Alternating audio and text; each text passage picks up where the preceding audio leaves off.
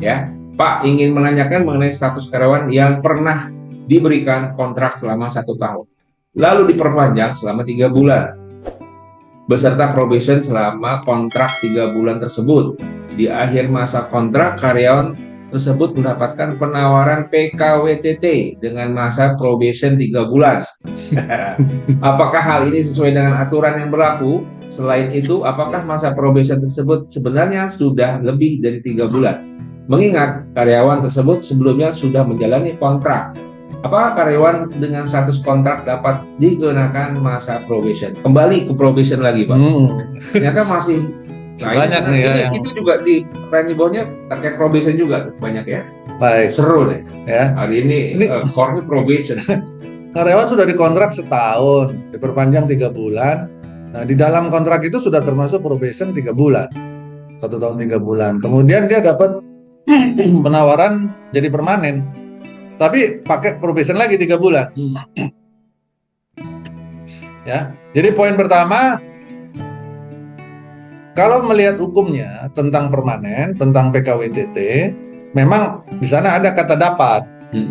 Ada kata dapat dilakukan masa percobaan selama paling lama 3 bulan dan tidak dapat diperpanjang.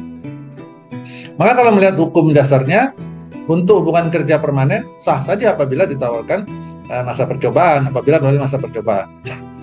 Namun dengan asumsi bahwa sebelumnya dia adalah karyawan kontrak dan pekerjaannya tetap sama antara waktu kontrak tambah 3 bulan, kemudian untuk yang permanen ini pekerjaannya sama persis, maka sejatinya pemberian masa percobaan pada hubungan kerja permanen ini yang setelah 1 tahun 3 bulan itu menjadi tidak efektif dan menjadi kurang produktif.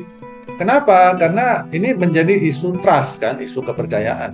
Karena selama 1 tahun 3 bulan si karyawan tersebut sejatinya telah menjalankan pekerjaan yang sama persis dan tidak pernah bermasalah.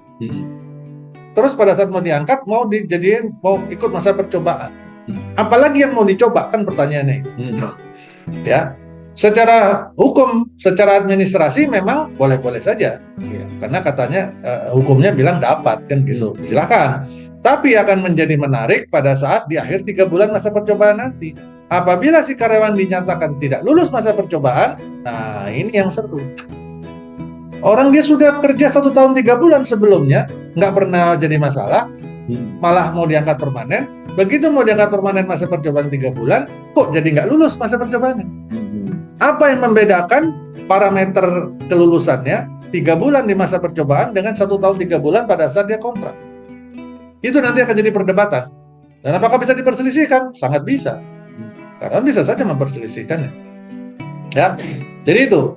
Tapi tentang boleh nggak dia pakai masa percobaan untuk yang permanen itu? Boleh, karena memang hukum dasarnya bilang boleh. Ya. Terus pertanyaan berikutnya, kalau karyawan status kontrak, memangnya bisa dikasih masa percobaan? Nggak boleh.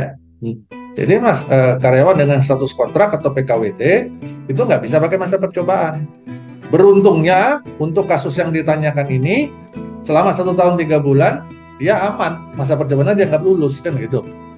Nah kalau dia selama 1 tahun dalam kontrak 1 tahun 3 bulan itu, tiba-tiba di tengah jalan dia diputuskan kontraknya dengan alasan tidak lulus masa percobaan, itu jadi masalah buat perusahaan.